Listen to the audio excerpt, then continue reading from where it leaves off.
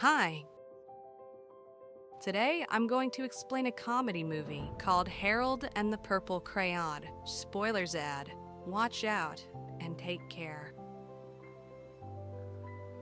The movie opens as author Crockett Johnson tells us about his creation, a boy named Harold who has a magic purple crayon. Harold can draw whatever he wants, and it immediately comes to life. The kid draws himself two friends, Moose and Porcupine, and from this point onwards, they will always be close to each other. Just as Harold becomes an adult, his world continues to become bigger, and that's not just because of what he drew himself in his pants, and his imagination keeps on expanding, as do his pants. One random day, Harold begins to question his existence and wonders who drew him. The narrator doesn't reveal his name, but promptly replies that Harold is his creation. He adds that he lives in the real world, where things are much more complicated. Harold is curious to know more about this world and exclaims that it must be a wonderful place to live in. However, the narrator doesn't say much before leaving his creations for the night. The next morning, a curious Harold has a long list of questions concerning the real world. He begins to blurt out these queries, but the narrator doesn't reply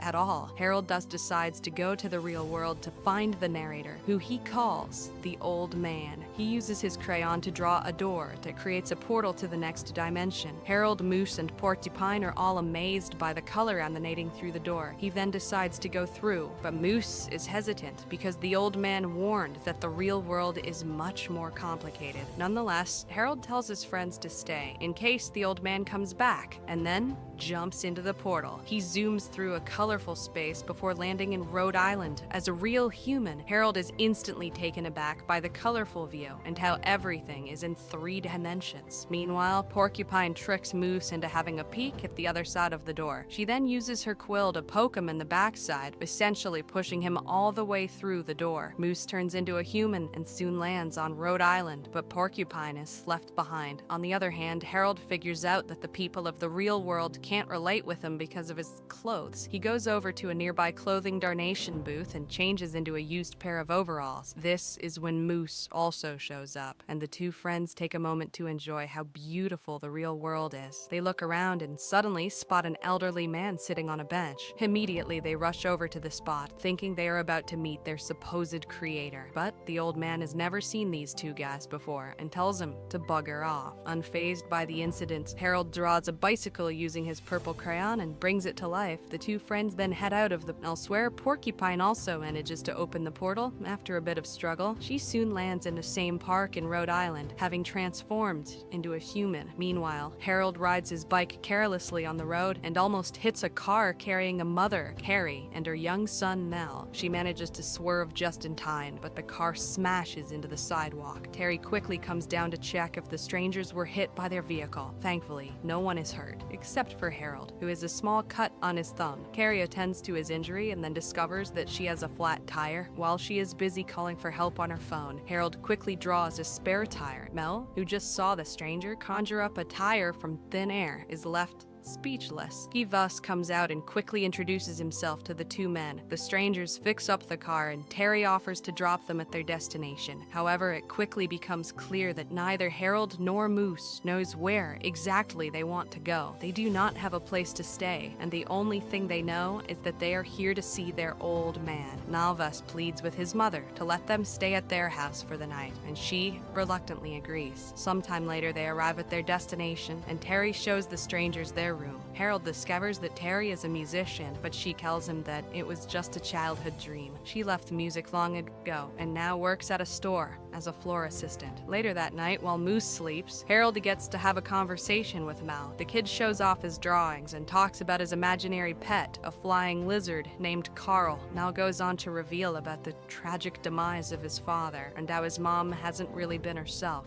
since his death. He promises to help find the old man if Harold can help make his mom happy again. Sounds like 2 for the price of 1 to me, kiddo, says Harold. As the two form a friendship, Harold shows how he was able to bring out the tire using his magic crayon. He even lets Mel draw with the crayon, and the kid draws a spider fly, a creature that has the body of a spider but wings like a fly, a proper eldritch nightmare. In the meantime, Porcupine goes on around the city looking for Harold. She can smell his scent and seems scenes to be on the right path to find her friends. Her search, however, is quickly interrupted when she gets distracted by a house with purple flowers. Thinking that Harold is leaving her some clues, she ends up breaking into the house. Porcupine makes herself comfortable by eating a pie from the kitchen, but then the alarms go off. She runs away after hearing the loud blaring noises just as the house owner calls the cops. The following morning, Terry asks the strangers to leave, pointing out that she has to go to work. Harold promptly agrees and gives half of his magic crayon to Mel before leaving, but the kid follows the two in search of the old man and takes a long route to school. While walking across the neighborhood, Harold comes across a pamphlet advertising the local library as the place where you can learn about anything. Mel then takes them to the biggest library in town, hoping to gather some information that may help find the old man. After some time, the trio finally reaches their destination, where they find Gary Natwick, the librarian and a failed fantasy writer. He is having a reading session with people who aren't really interested in his book. Harold soon finds out that the main heroine in Gary's novel looks awfully similar to Terry. It is obvious that the librarian has a crush on her, a fact that he tries to hide from Mel. However, the kid is aware of this and even uses it to coerce Gary into assisting Harold. The librarian promises to help, but makes it clear that he is only doing so because he respects Terry. Unfortunately, Harold only knows that his creator is called the Old Man and is a very kind person. Gary scoffs and sarcastically says that the only way they can find him is by flying up a sign in the sky. Harold, who comes from a universe where everything is possible, thanks the librarian for this brilliant idea. Following this, the trio heads to the parking lot where Harold uses his crayon to draw a plane. When Gary sees this, he immediately realizes where the two strangers have come from, but before he can interfere, the three friends take to the skies in their brand new aeroplane. They leave a message for the old man in the sky, asking him to call them, but the number they have left behind belongs to Terry, and her phone immediately begins to explode with hundreds of calls. "I'm old sugar, but I ain't like brandy." Shortly afterwards, the Mel then goes to school, but while he tries to sneak in, he's stopped by two bullies that try to steal his whistle, the one he wears around his neck to call his imaginary pet Carl. But the kid isn't going to let that happen, and he elbows one of the bullies in the face, giving him a bloody nose. The commotion only stops when a teacher intervenes and sends them to the principal's office. On the other hand, Harold and Moose go over to Ollie's, the superstore where Terry works. They are amazed by how big it is as they go through the items. Moments later, Terry sees Harold and Moose enjoying the massage chair at the retail store. She expresses her irritation that so many elderly men are calling her. Just then, Terry gets yet another phone call, but this time from the school principal, who informs her that Mel has gotten into trouble. Realizing that Terry needs to immediately head out, Harold and Moose volunteer to fill in for her. Things don't go according to plan, though, as barely 6 minutes into the retail job, Harold and Moose begin questioning the concept of working. This kid's movie just got dark. Meanwhile, Terry fetches Mel from school and tells him that he needs to let go of Carl and start making real friends. The kid tries to make her see that he is friends with Harold, but Mom doesn't like that idea. She fears Harold will fill her son's head with magic conspiracies. Back at Ollie's, Moose gets distracted by a large TV screen that is currently playing a nature documentary. Harold, on the other hand, uses his magic crayon to draw a live puma after a customer comes looking for the shoe brand. The entire store slips into chaos. Multiple shelves fall down. There is a fire going on, and a few shoppers are even injured. When Terry eventually comes back, she is fired from her already soul-crushing job. But in a surprise twist, she agrees to let the two strangers stay a little longer, as she is happy, but they trashed the stupid store. "I didn't like having a grown man around my son, but now that I know you're a criminal." That evening, all of them head downtown, where Terry reveals that she stopped playing music after her husband's death. Mel drags his mother for ice cream, and using this opportunity, Harold conjures up a grand piano right in the center of the town. He then convinces Terry to let the past go, and she eventually plays a beautiful tune, captivating a huge crowd of onlookers. Meanwhile, Porcupine goes to a diner in search of Harold, but due to her lack of social skills, she ends up causing a scene. She is chased by two police officers who have been after her ever since she broke into that house a few days ago. In the meantime, Gary arrives downtown and is now fully aware that Harold and Moose came from another dimension. He praises Carrie for her beautiful performance, despite having not witnessed it. He then asks to speak privately with the strangers, while Terry takes her son home. After a while, Gary tells Harold and Moose that their world is inside a book titled Harold and the Purple Crayon. He wants to know how they managed to come to Rhode Island. Their conversation now is abruptly cut short when Porcupine bumps into her old friends, but she's then immediately tackled to the ground by a cop. The police also realize that Harold and Moose are close allies with the suspect, and soon all three of them are arrested. However, the police are unable to keep them locked up for long, as Harold uses his crayon to draw a giant wrecking ball. They quickly break the station's wall and manage to escape from their prison cell. At school, Nell sees the trio from his window and rushes to meet them, but he's stopped by the bullies, who take his whistle and lock him in a closet. Just when all hope seems to be lost, Mel remembers the broken piece of crayon that Harold had given him. How'd he forget about that? He immediately uses it to bring his imaginary pet Carl to life, and the flying lizard bursts out of the closet. It frightened the life out of the boys and helps Mel escape. Moments later, the kid meets up with his friends. We tell him about the book that they came from. Noel recognizes the author, Crockett Johnson, and offers to take them to his house, which is barely 20 minutes away. What child knows strangers' addresses like that? Porcupine then takes the wheel, and they immediately set off. When the group arrives at Johnson's house, they meet Mrs. Barnaby, the caretaker. She unfortunately reveals that Johnson has passed away, and that the house is now a museum, showcasing his artwork. Just then, Terry shows up at the spot and reprimands Harold for interfering in their lives. She accuses him of turning things upside down and asks him to stay away from her son. Following this, a depressed Harold feels like everything has been a waste of time. His spirit begins to wane, which causes everything he has drawn, including Moose and Porcupine, to vanish. Unbeknownst to him, things are about to get even worse, as Gary soon finds him. The librarian takes Harold to his home and tricks him into handing over the purple crayon. Gary then shows his true colors by imprisoning Harold and vows revenge on the world that rejected him. Meanwhile, Terry and Mel are returning home when suddenly a tire from their car vanishes into thin air. This makes the kid realize that something bad is going to happen soon. He thus runs away to the library, guessing that Harold must have come to Gary for help. Unfortunately, the kid is also captured and put in handcuffs by the librarian. Gary then creates a chariot and heads into town, determined to create his new world. Meanwhile, Harold feels like a failure, but Mel says that he has brought joy into the lives of several people. The kid then takes out his broken piece of crayon and uses it to draw a key, freeing both of them from their shackles. Soon afterwards, Harold tracks down Gary and calmly tells him to give the crayon back. In a shocking twist of events, the librarian swallows Harold's crayon and transforms into a powerful entity who can create things out of thin air. Despite all the problems, Harold is in high spirits and optimistic about saving the world. This causes Moose and Porcupine to rematerialize, along with Mel's pets, Carl and the Spiderfly. The latter two then work as a team and end up retrieving the swallowed crayon, stripping Gary of his power and dismantling his creations. In the aftermath of this event, the group visits the Johnson Museum to learn about Harold's origins. Miss Barnaby shows him a room where Johnson left a special note for him. It encourages Harold to maintain his confidence and continue inspiring others. After saying goodbye to Terry and Mel, Harold, Moose, and Porcupine return to their world. They are now equipped with crayons of various colors, ready to continue creating